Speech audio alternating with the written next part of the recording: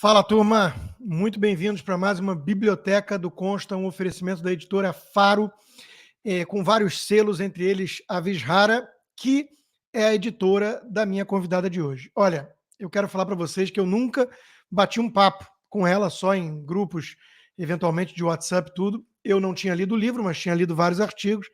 E eu estou falando aqui de Paula Smith, Consenso Inc., que eu adorei. Eu adorei os artigos que eu não conhecia, eu adorei. A escrita é muito gostosa, a inteligência ácida, com uma pegada satírica, é um tapa na cara, muitas vezes, até mesmo de quem se coloca em caixinhas, como eu, às vezes. Eu sou um liberal, conservador, blá, blá, blá. E a Paula não dá para definir muito bem, politicamente, ideologicamente, porque ela pensa por conta própria, fora da caixinha, ataca as vacas sagradas até mesmo da direita, os Estados Unidos, capitalismo e tudo mais. Então, tenho certeza que vai ser um bate-papo muito interessante. Bem-vinda, Paula. Poxa, muito obrigada por essa introdução aí, generosa. Eu que Não, quero te entrevistar e perguntar onde é que foi o tapa na tua cara, assim, quando que... a gente faz um dia, a gente inverte o papel. Mas que coisa linda ouvir que eu consegui, tipo, te chacoalhar nessa caixinha aí. Para mim isso é um... O livro foi muito instigante. Eu me identifico com muita coisa. Eu oscilei por várias dessas caixinhas ideológicas, digamos assim. Já fui um libertário. Eu vou começar até daí. Como é que você se definiria? Você fez um teste, aquele bem padrão assim, deu uma libertária mais à esquerda. Você vem de uma área mais assim, de um pensamento mais de esquerda. Mas o que eu gosto é de gente que pensa por conta própria e aceita de alguma forma desafiar essas vacas sagradas, né? Eu faço muito isso na minha vida, em tudo que é livro também, o que às vezes me gerou muitos, digamos assim, muitos inimigos. Mas eu quero falar do ponto de vista filosófico até um pouquinho disso, porque uma coisa que perpassa todos os artigos do livro, quase, é uma visão, eu diria, cética diante do mundo. Quer dizer, o mundo tem uma coisa mais, uma camada superior que às vezes a pessoa média, de onde vem medíocre, não atina muito, não captura muito, mas ao mesmo tempo isso às vezes descamba para algo quase cínico, ou seja, tudo tem uma explicação meio pragmática, meio interesseira. E como é que fica, né, o mundo com uma visão cínica dessa? Então, eu vou jogar para você daí, Paula. Começa aí. Como é que você se identifica politicamente? De onde veio o interesse de fazer esse livro? Eu esqueci só na introdução, para quem porventura não conheça direito do trabalho, né? Que tem alguns bobocas da mídia que tentam provocar briga com a pessoa errada e recebem a resposta, né? A Paula foi não só... ela não só tem um mestrado no Oriente Médio, né, na Universidade Americana de Beirute, como ela passou por vários veículos de comunicação importantes, SBT, Rádio France, colunista da Folha de São Paulo, do Estadão, publicou reportagens na Rolling Stone, em revista israelense, e entrevistou liderança do Hezbollah e, ao mesmo tempo, da Mossad. Então, digamos assim, alguém que tem uma passagem profunda pelo meio jornalístico. Então, vai lá, Paula, como é que você se identifica politicamente, ideologicamente? Então, eu acho que o problema já meio que começa aí, sabe? Quando tu te sente obrigado a te identificar. É a mesma coisa que falar, escuta, qual o sabor de sorvete que você gosta? Você vai ter que comer ele para o resto da vida. E com ideologia, porque a ideologia, para mim, é uma espécie de religião. Porque se existe um grupo fixo de preceitos que tu deve seguir, já aí está o elemento cultista para mim. E eu não acho que... A gente vê, por exemplo, com as ideias de esquerda e direita. Então, a esquerda, por exemplo, acha que eu posso ter o direito de fumar maconha, aliás, um direito que eu defendo, mas a esquerda acha que eu não tenho o direito de me negar a tomar uma vacina comprovadamente ineficaz. Então, já ali, tu vê que eles mentiram, ali o erro já é a mentira sobre esse preceito que eles supostamente seguem, né? Mas aí vira assim, eu aceito isso porque a maconha é libertária, é uma droga, mas o Estado tem todo o direito de te oprimir e te subjugar. Deixa eu ver onde é que eu quero chegar. Assim, se você se definir com um rótulo, você vai cair em incoerências. eu acho, É muito exato, limitador para o pensamento humano. isso. Então, por exemplo, Travou. Espera aí que a Paula travou. Eu vou avisar ela aqui.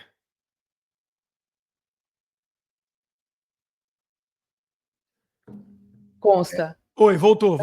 É Deu porque uma eu estava usando travadinha. uma VPN. Tá. Mas Tá. então, por exemplo, o que eu estava falando? Não, da questão do rótulo limitar demais Do espectro. libertarianismo. Isso. Então, eu me considero razoavelmente libertária e eu acho que isso define mais o meu posicionamento, ou seja, essa linha, esse eixo vertical entre tirania e liberdade, né? Então, no topo estaria tirania, aqui nesse eixo estaria liberdade, mais do que esquerda e direita, porque tu vê que a esquerda supostamente defende a liberdade para certas coisas, como o uso de drogas, mas não para o meu direito de possuir uma arma. No meu caso, era isso que eu estava falando, eu sou contra a arma para mim mesmo, porque eu já teria dado tiro desnecessário. Mas eu sou, sim, a favor desse empoderamento, dessa autonomia. Então, Você eu acho que prefere isso me colocar a define mais. coisa. E que tem tudo a ver com o fio condutor do livro e vários artigos de temas distintos, né? O Consenso Inc., que foi o próprio título que vocês deram, é a questão do controle versus o indivíduo, né? Uma coisa de. Porque Isso. você compara, por exemplo, os Estados Unidos com Rússia, e você trabalhou em veículo russo, eu quero que você conte um pouquinho essa experiência. Mas, assim, as pessoas às vezes estão enxergando a ponta do iceberg sem ver o que há de manipulação e controle por trás. Eu acho que isso seria o tema central do livro, né? Então, ele é mais um manual, assim, eu tento, né, explicar que eu não quero dizer o que pensar, mas como pensar. Então, assim, para tu te subsidiar de defesa contra a manipulação, que aliás, é uma função natural do poder. O poder não existe sem manipulação, porque ele precisa se manter e precisa manter os outros sem poder. Então, para isso, se tu conseguir convencer o subjugado de que a sua subjugação ou a sua submissão lhe é favorável, então já é meio caminho andado, tu já não tem mais muito problema em ter que gastar dinheiro com a submissão talvez até física dessas pessoas. Então, assim, a mente é poderosa e ela facilita muito o controle social, quando ela é usada a favor desse poder e contra o próprio indivíduo. A gente viu na pandemia, é muito louco, né? Eu estava vendo aquela jornalista Vera Magalhães, ela tuitou algo assim, é fascinante para mim e assustador também.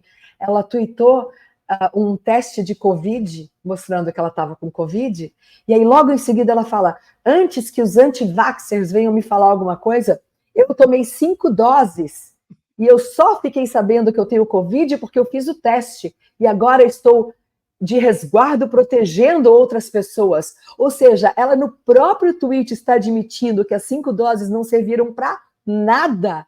E essa mulher continua repetindo. Então, é uma psicopatia isso para mim. Assim, já atingiu um nível que não é mais nem de cultista, né? É uma coisa assim, é mais assustadora para mim.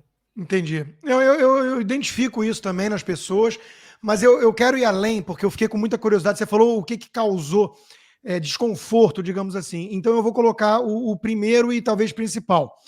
Eu sou alguém que tenho tatuado no braço a Estátua da Liberdade. Eu acho que os Estados Unidos é uma pátria de A Estátua da Van? a Estátua da Liberdade original. E o meu ponto é o seguinte: eu vejo vários defeitos nos Estados Unidos. Eu não sou bobo, eu não sou ingênuo. Eu sei como funciona a manipulação, poder, indústria bélica e por aí vai. Então, a CIA, eu vejo tudo isso. Nada disso me causa surpresa. Eu leio bastante sobre isso tudo. Ao mesmo tempo, eu eu me incomodo com alguma coisa assim, tipo em alguns capítulos, que você dá a entender, não sei se eu entendi errado ou não, e Estados Unidos, Rússia, vocês ficam achando que é muito diferente também, são mais parecidos do que vocês pensam e mais desiguais do que com a Suécia, por exemplo, do que entre si. Aí eu olho e falo assim, puxa, mas a Rússia, que eu fui várias vezes e acompanhei de perto por eu trabalho, nunca fui. Eu fui para Moscou 3 vezes a trabalho, entrevistei várias pessoas, era época de mercado financeiro. Mas, assim, a gente olha o Putin agora reeleito, né? A gente vê o que acontece com os críticos do Putin, a gente vê... A gente pode alimentar teorias da conspiração ou algumas suspeitas de que assessores de Biden, de Obama, de Clinton sumiram, uma coisa meio House of Cards nos Estados Unidos, mas é diferente. Nos Estados Unidos... A grande diferença é que a gente consome a mídia ocidental, que é financiada pelas mesmas empresas que financiam o governo americano. Mas você consegue meter o pau na mídia americana ou no governo americano daqui. Você não consegue fazer isso na Rússia, esse é meu ponto. Sim, mas aqui a gente consegue. Tu vê que eu descumpri meu contrato com a própria governo russo, que era um Non-Disclosure Agreement. Eu fiquei com medo deles me processarem até o fim dos dias e eu não ter dinheiro nem para comer. E a minha sorte foi que o meu contrato que eu assinei com a TV russa foi em Berlim, então eu estava sob as leis alemãs. E aí eu entrei em contato com diplomatas alemães que tinham acesso a advogados e que me confirmaram que a Rússia, o governo russo e a empresa não poderiam me processar no Brasil por estar descumprindo o contrato que eu assinei em Berlim. Mas eu queria te falar uma coisa, Consta, vamos te chamar de Consta. Pode. Eu queria te falar uma coisa que eu acho que infelizmente é ignorada por muita gente. E está na hora de dar uma acordada, assim, porque já faz tempo que isso aí está em domínio público, esse tipo de conhecimento. Mas requer interesse e ir atrás. Que é o seguinte, a gente foi educado, eu inclusive, a acreditar que o que estava havendo entre países era uma briga meramente ideológica, comunismo contra capitalismo. E não é assim. Os países são, em sua dimensão maior, essencialmente como indivíduos, e devem agir como tal. Então, assim como eu acredito que consta tem que defender a si mesmo, a soberania do seu corpo, em primeiro lugar, acima de tudo, que nem no avião, que a mãe tem que botar o oxigênio primeiro em si e depois na criança, essa para mim é uma obrigação moral, filosófica, animal e natural.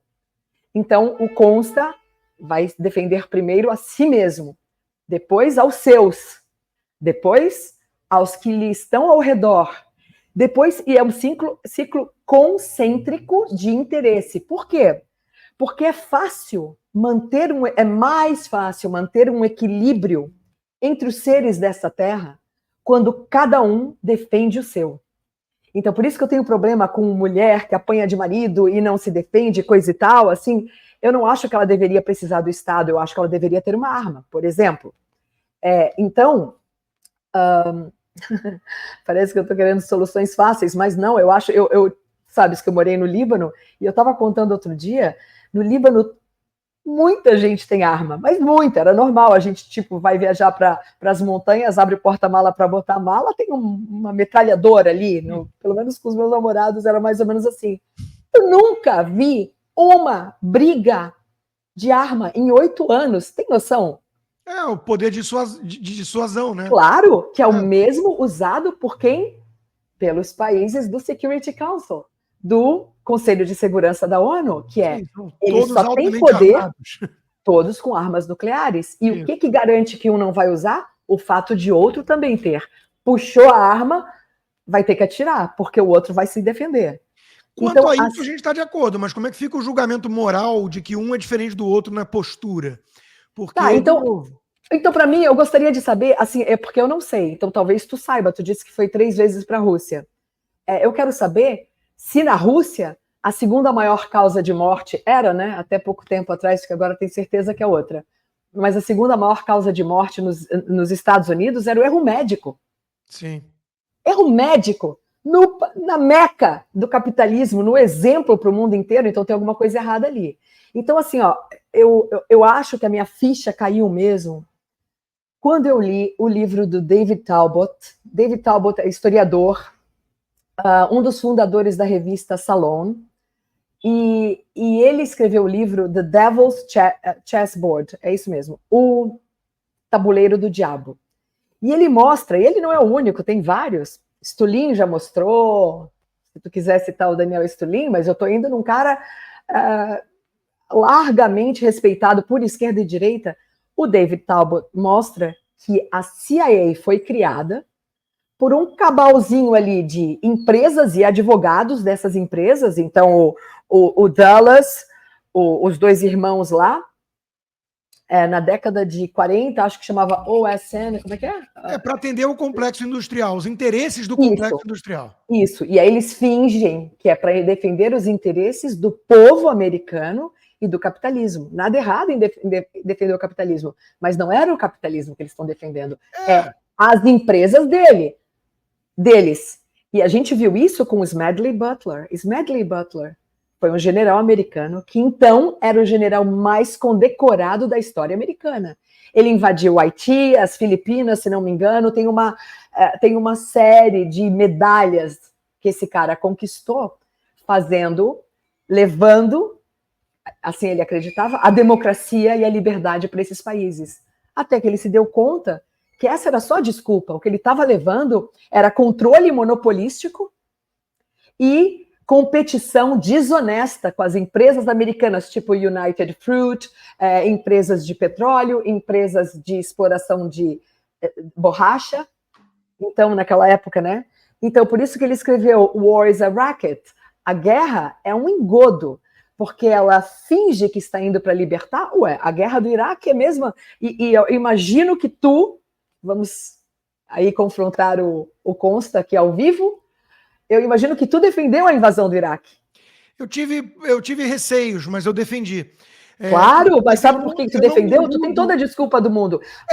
Quem queria invadir já te ofereceu essa desculpa, daí tu fica bonito. Mas eu não me iludo muito com as motivações de todos. Eu não acho que o altruísmo dita a geopolítica americana. Mas vamos lá. Estados Unidos, não, mas então, na Primeira Guerra Mundial, vencem, ajudam com o general MacArthur, né, a reconstruir o Japão.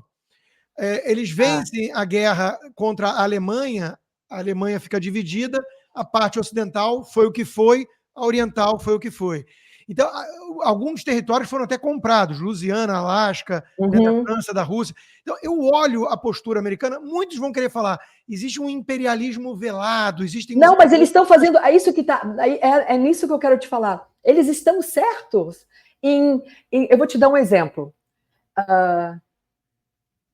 Tem uma cidade, eu não vou dar o nome, que começou a distribuir, foi, se não me engano, a primeira cidade do Brasil a distribuir gratuitamente o coquetel anti-AIDS, aquele AZT, acho que era isso. Tá. O que começou a acontecer? Cidadãos de outras cidades começaram a ir para essa cidade X para usar o coquetel contra a AIDS que essa cidade estava disponibilizando para cidadãos. Só que a cidade X estava disponibilizando o coquetel para cidadãos da cidade X. Então, quando a cidade X falou, calma, você não mora aqui, você não paga imposto aqui, então você não deveria estar usando o serviço dessa cidade. E isso não é apenas razoável, isso é moral. Porque o cara que está pagando imposto ali não deveria estar sustentando uma pessoa que não está deixando nada ali. Sim, até então, se você abrir as fronteiras todas dos Estados Unidos, o mundo inteiro vai querer ir e o país implode. Então sim, tem que defender os próprios interesses, óbvio. Tem que defender os seus próprios interesses, como eu falei, dos círculos concêntricos. O que a gente não entendeu, ou que muita gente não entendeu, é que esses interesses não são os interesses do país e muito menos da nação. São de uma mesma elite que vai explorar primeiro os outros e depois vai sobrar aqui. Eu não quero... eu, por exemplo, eu já cheguei a defender um salário mínimo mundial. Por quê? Porque para mim era uma competição desonesta quando e eu estou falando isso porque eu quero rever esse pensamento, mas eu pensava assim, então nos Estados Unidos eles têm um salário, eles não podem pagar abaixo de uma quantia, mas eles vão abrir uma fábrica em Bangladesh, pagam, eu lembro que na época que eu fiz a pesquisa, que eram costuradores de tênis da Nike, o salário no Camboja era, se não me engano, $32 por mês. E quando as mulheres, é triste demais a história, quando as mulheres se reuniram para protestar contra o governo, para aumentar, acho que era $2, olha só a tristeza, elas não tinham tempo nem de fazer xixi, né? Não, eram muitas tinham problema urinário e de bexiga, porque não podiam ir fazer xixi mais do que uma vez por dia, ou sei lá o quê. É uma condição, assim, desumana, pior do que a escravidão, porque elas, no fundo, viviam com menos qualidade de vida, se não de liberdade, do que escravos. Mas, enfim, quando eles, no Camboja, se não me engano, eles fizeram, eu posso verificar isso depois, eles fizeram um protesto contra o governo, fizeram um protesto pedindo o aumento de $2, o vice-presidente da Nike enviou uma carta para o governo e falou, olha aí, estão querendo fazer um plano para derrubar o presidente. Então, tu vê a união aí de Estado e empresa fingindo... eu sou mais libertário do que você nessa área. Eu defendo o fim do salário mínimo em qualquer lugar. E vou te explicar por quê. O Lord Peter Bauer, tem até um livro bom sobre essa questão de exploração. A alternativa para a Nike é ter realmente que contratar americano por um preço muito maior, pela produtividade e tudo mais. Mas a alternativa do sujeito em Bangladesh, no Vietnã, na China, é morrer de fome. É que nem falar assim, na Revolução Industrial, muita mulher e muita criança foi explorada. Trabalhavam 18 horas. Sim, na Polônia, ao lado da Inglaterra, mas longe um pouquinho, mas não tinha Revolução Industrial. Como é que eles viviam lá? Muito pior. Então, de novo, a condição humana é dura. Sobreviver é difícil. Mas então sobre esse exemplo que tu deu, particularmente, é obsceno na minha cabeça, não sei se o Estado tem que interferir nisso, mas é obsceno que um cara que costura um tênis não tem o suficiente para comer, não vê o filho por 8 meses porque não tem dinheiro para pegar o ônibus para ir para casa, voltar para casa, então tem que dormir 7 dias Isso por é tudo semana objeto. num quartinho.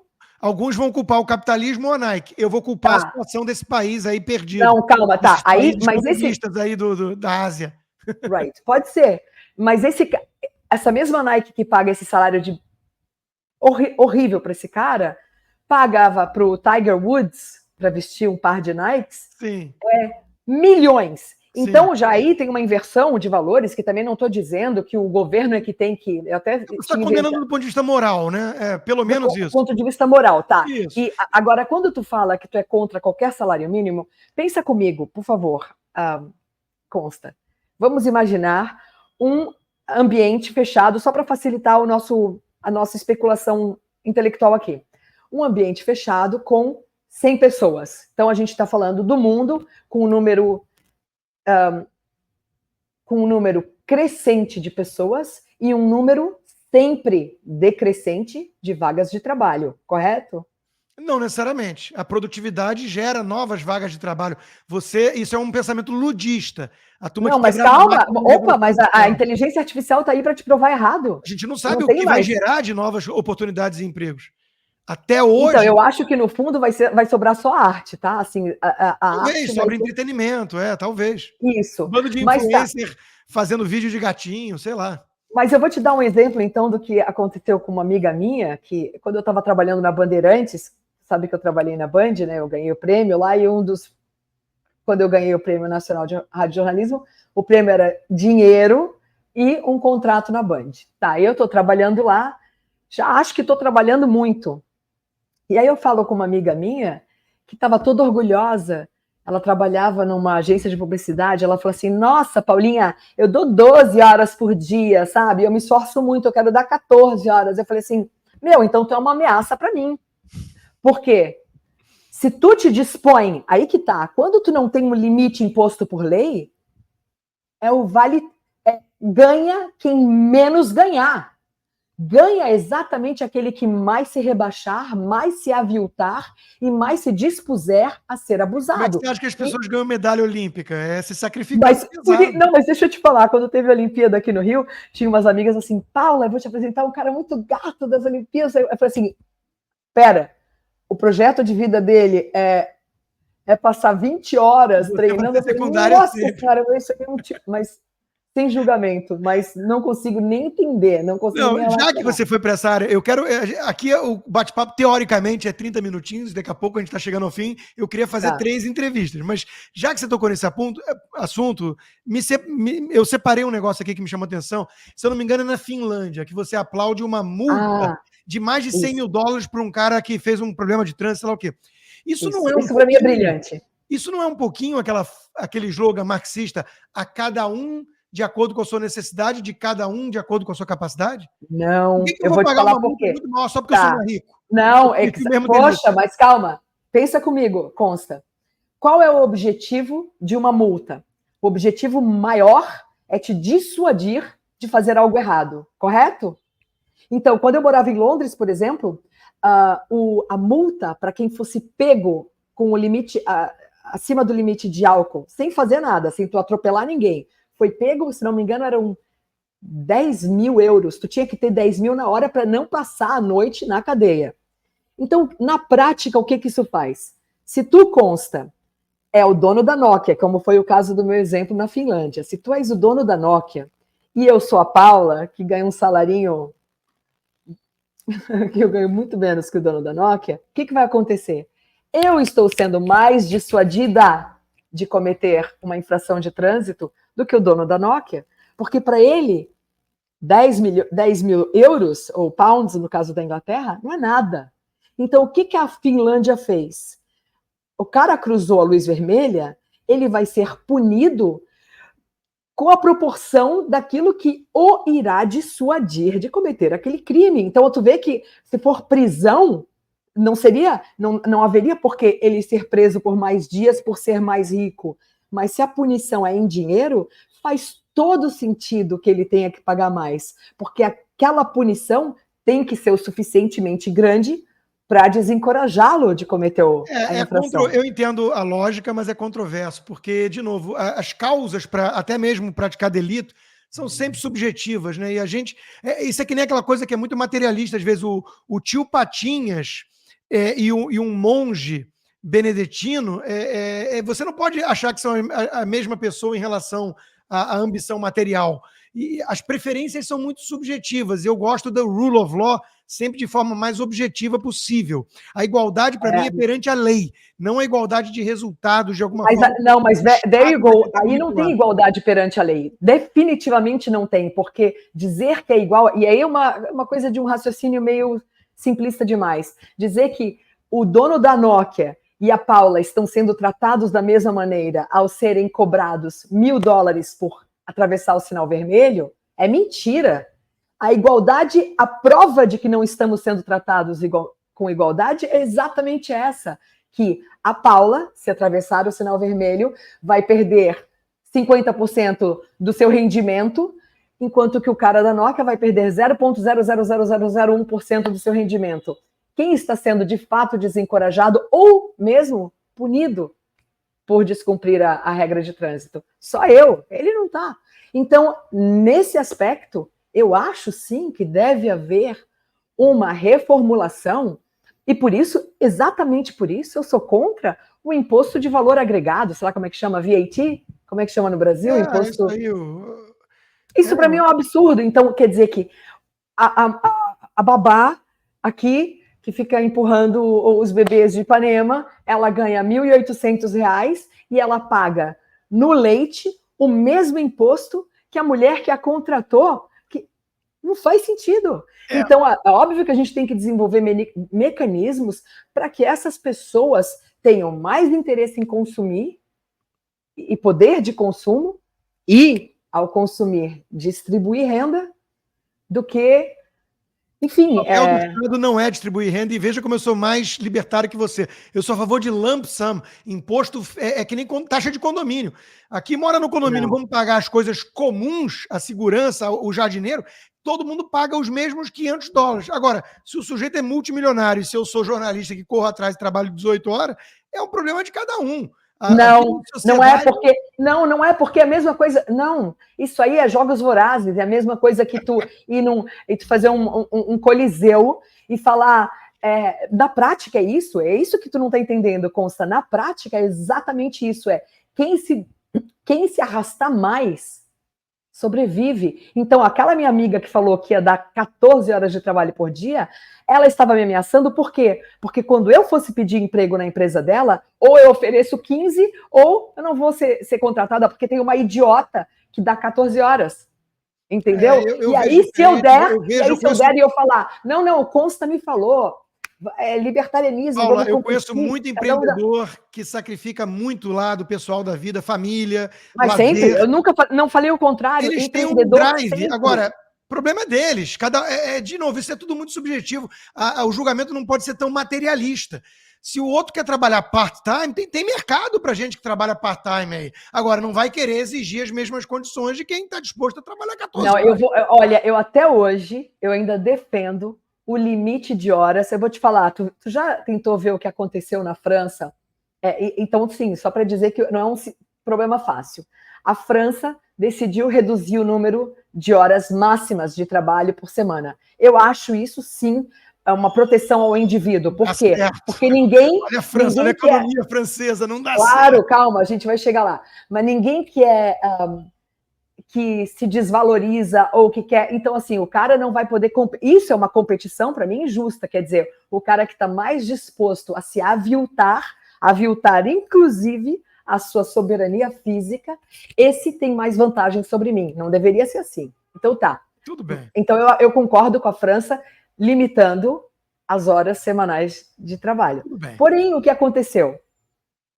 As empresas na França começaram a fechar as indústrias na França e abrir na Bélgica e abrir nos vizinhos que não impunham esse limite de hora. A realidade do mercado, né? Sim, mas então, por isso que eu acho que tinha que ter uma coisa nesse sentido meio uniforme, eu não quero falar global. Sim, mas o one size fits all, mas você vai ter que impor por meio de um governo mundial e você tem arrepios. Não, isso, tem horror. Eu sou vamos para fechar. Vamos para a parte que a gente concorda mais, e eu vou confessar aqui que a primeira vez que eu vi essa tese foi de você. Tá? E eu acho que é um grande valor para contribuir com o debate. Que é a questão do... Você tem um livro sobre espionagem, publicado em Londres, né? E a questão do compromat, né? Porque a gente sabe que Brasília, por exemplo, funciona, qualquer capital, ainda mais de poder, né? Funciona à base de dossiê, de chantagem, de... Isso aí, né? Você não precisa controlar a empresa de petróleo, você precisa controlar o cara que controla a empresa de petróleo. Que é isso, exatamente. E a Vaza Jato foi não sei quanto aí, de 1 terabyte, sei lá, 7 terabytes. 7 terabytes. Informação. É um negócio absurdo. E olha, eu sempre fico me perguntando o que explica uma guinada de alguém que escreveu O País dos Petralhas 1 e 2 e vira o maior defensor dos petralhas, o papagaio que repete datas e que diz que a década perdida foi a década do PT e faz questão de ir na posse do Flávio Dino no STF. O que acontece com esses jornalistas? E a sua tese, para mim, é a mais crível. Eu tenho um livro do Danny Goldberg, da âncora da CBS, que é um livro de 40 anos atrás, Bias, né? Viés. Explicar a manipulação da imprensa. Tem a questão da grana, que é a visão cínica, e tem a questão da ideologia. Muitos ali flertam mais com a visão mais esquerdista, progressista, mas mudanças abruptas, aí precisa de uma explicação diferente. Eu não acho que sejam apenas penas de aluguel. Não. Então, a sua tese, para mim, é a melhor. Eu queria que você falasse um pouquinho do quão profundo você acha que vai esse controle, essa manipulação por meio de chantagem.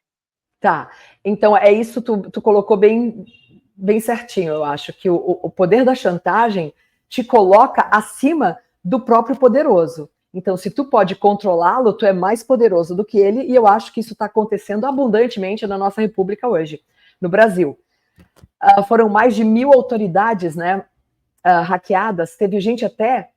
Teve hacker que estava mandando mensagem para o Ministério Público falando sobre Joyce Hasselman e coisa e tal, ou seja, eles estavam não só hackeando, eles estavam interferindo e jogando verde, né? Estava tentando caçar respostas que lhes interessavam para comprometer a pessoa. Então, o que é interessante ali, eu acho que as pessoas têm que lembrar o seguinte: o Greenwald, segundo a revista New Yorker, O Greenwald tinha acabado de humilhar publicamente um jornalista por ter deletado um tweet. Um tweet. O Greenwald, então, chamou esse cara publicamente, Matthew Iglesias, chamou ele de covarde. Você é um covarde, você não assina embaixo do que diz, você deletou seu tweet, coisa e tal. Dali um mês, Greenwald deleta 27 mil tweets. 20 mil e tanto, eu tenho quase certeza que é 27 mil. De uma vez só. Daí, então, tu começa a pensar, opa, o que motivou esse cara para deletar 27 mil tweets da noite para o dia? Alguma coisa está acontecendo ali que a gente não está sabendo. Naquela mesma época, muito dinheiro estava entrando na conta de um dos hackers. Que a gente só fica sabendo depois. Daí, tu vê o negócio da NSA, do Snowden, lembra do arquivo do Snowden? Eu lembro, eu quero saber quem você acha que está por trás disso. Potências estrangeiras, PT, então. Quem é que está por trás disso? Eu juro que eu não sei. Agora, então, só para te ilustrar, quem está por trás da privatização dos arquivos do Snowden foi o Omidyar, que contratou e abriu o Intercept. Então, só para mostrar a linha do tempo ali. Greenwald estava trabalhando com o The Guardian, com acesso ao arquivo do Snowden, que eram milhões e milhões de e-mails e comunicações oficiais e coisa e tal, hackeadas, né? Ou hackeadas não, invadidas pela NSA, que é uma agência de espionagem americana.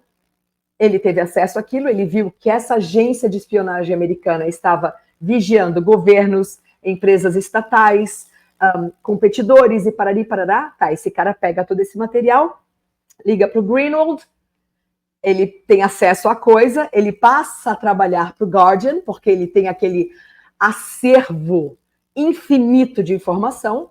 E aí o que ele faz simultaneamente? Ele, nobremente, na minha opinião, disponibiliza esse arquivo em Nova York para qualquer pessoa que queira acessá-lo.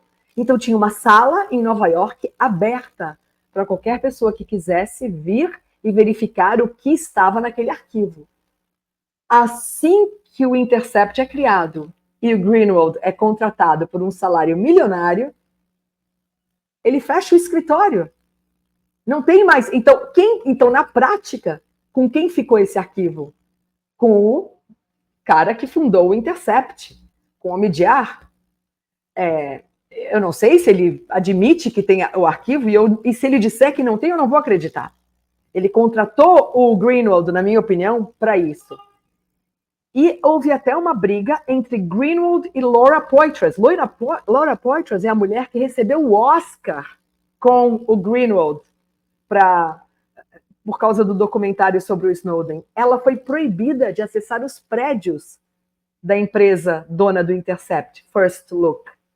Então, tem algo ali muito sério, e ali eu acho que já houve, então, uma privatização de um arquivo valiosíssimo, adquirido desonestamente, né, pela NSA, e aí adquirido depois pelo Snowden, e aí transferido para o Omidyar, que é sócio do Peter Thiel, o libertário lá que tem as empresas de... PayPal, E não é só a PayPal, tem outra que faz monitoramento de tudo, que trabalha com a CIA, tá? Ou seja, House of Cards é fichinha perto da verdade. Fichinha. E outra coisa que as pessoas não sabem muito, e eu sei pouco, é a briga entre a NSA e a CIA, porque tem isso muito nos Estados Unidos, briga entre agências. Então ali elas têm, digamos, jurisdições que competem entre si, né, ou que querem, uma quer subir na jurisdição da outra, então CIA, FBI, NSA, então tem uma competição ali que também pode ter acontecido para minar a NSA. Talvez seja o nosso melhor mecanismo de freios e contrapesos a isso, Sim, né? O equilíbrio entre os poderes, né? Que aqui no Brasil, aquelas pessoas tipo Daniela Lima, aquela coisa lá que elas acreditam que tem que ter harmonia entre os poderes. Eu nem sei como discutir com essas pessoas, mas tem enfim. um querendo denunciar o outro, que é alguma isso. Claro, essa inimizade é frutífera. É isso aí. Paula, muitíssimo obrigado pelo bate-papo. Ó, turma, livro imperdível, tá aqui, ó. Muito bom mesmo, o Monopólio da Verdade e a Indústria da Obediência. Tem a questão da obsolescência programada, tem artigos deliciosos. A pegada satírica da Paula, ácida muitas vezes, é divertidíssima, então fica uma leitura gostosa, com uma prosa que flui. Adorei o livro, Paula, muitíssimo obrigado pelo bate-papo, até a Poxa, próxima. querido, obrigada, tá bom, foi um prazer, tudo de bom. Valeu, beijo.